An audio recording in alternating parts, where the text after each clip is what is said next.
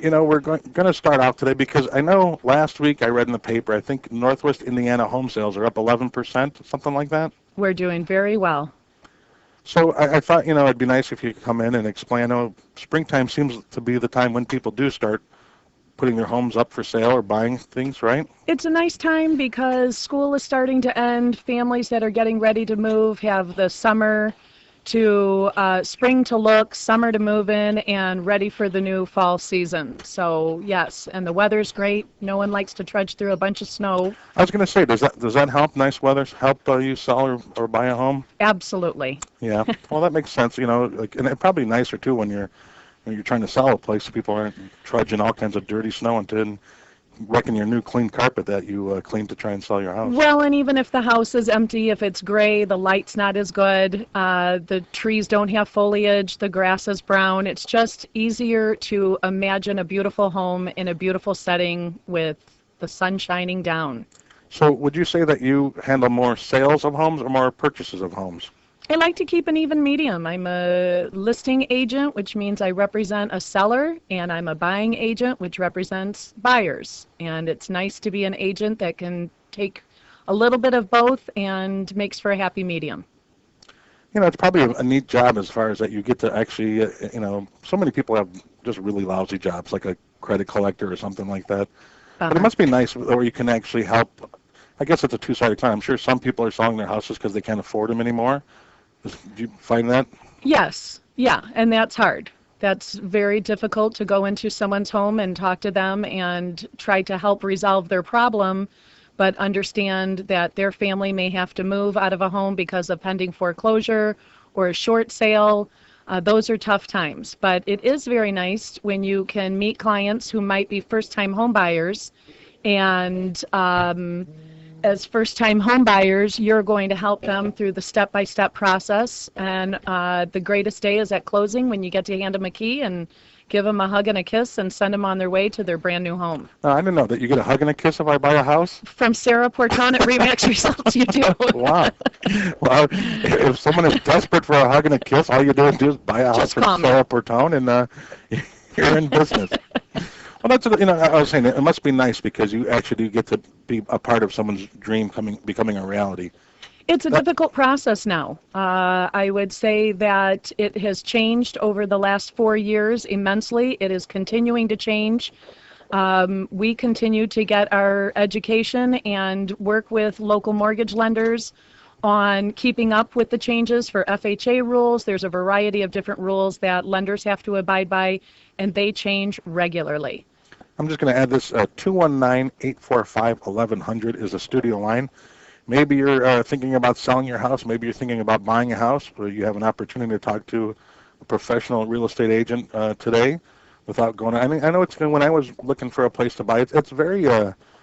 It can be daunting. Right, it can be overwhelming. You don't know where to start. You're looking on Realtor.com. You're looking at Remax.net. You're looking at all these variety of websites out there, but they don't actually tell you what the first step is. Well, walk me through the first step, because I actually was still in California when this whole process started, and I actually ended up buying my place from just a seller. I knew the person who was selling the place, so I didn't use a real estate agent. But so walk me, if I walk into your office and I'm looking to buy a house, how do I decide as a buyer who to go with? Do I walk into an office and is it like a car sales place where people just take turns? Hey, the next guy that walks in, it's your turn to have them, or? In some offices, it does work that way, and I would definitely tell any potential buyer that is out there, you must be comfortable with your agent that you're working with. It is going to be a relationship that is going to last for more than a month. If you are not comfortable with the initial impression of that person and what they're telling you, don't feel bad to say, I'm going to get another opinion. Well, I know when my girlfriend first, when she came out here a year before we ended up getting our place, someone wanted to sign these documents instantly as soon as she walked in the office, which made her and I both very uncomfortable. Now, I remember you sharing that with me, right. And that in our area is not commonplace. They were presenting you with a buyer's agreement that you would use them strictly as their buyer's agent. And I just don't find that to be necessary. That No, was locking you into utilizing it, their it services. well it certainly turned me off. If you're making the biggest purchase of your life, and here's a stranger, a guy I never met before, wanting me to sign this document, and we just refused to do so. And Good move. right. So uh, once again, if I'm going to So, buy a house, go ahead and walk me right. through. So someone might come into my office and call, and folks, let me tell you, please do not be offended by your agent if one of the first questions they ask is, have you seen a lender yet? It is not because we want to know your business on what you owe, what you have in the bank, but in today's market, you cannot even submit an offer without a pre-approval letter from a lender. And You can't even make an offer on a house without having a I'll pre-approved. tell you, Nikki, the majority of the homes that are marketed right now on the MLS require a pre-approval letter to be submitted with that offer. And most agents, because the price of gas is so high, because time is so valuable for everybody, don't really want to even take a buyer out without that first step being done. That So they first just step, want to make sure that you're actually serious about buying a house and not. serious. And I'll tell you what, for instance, we walked through a house, a potential client walked through a house, they fell in love with the house. This is when I was young and said, early in the business, and then said, okay, do you have your pre-approval letter? And they said, oh no, I have to go get that. Please go get your pre-approval letter, or let me refer you to any potential lenders that might want to work with you. By the time that paperwork was done, that house was already under contract, and it was very disheartening for the buyer and for myself, who had spent many hours looking at homes with them. Talking with a lender gives you the range of what your purchase power is, of what the house price should be.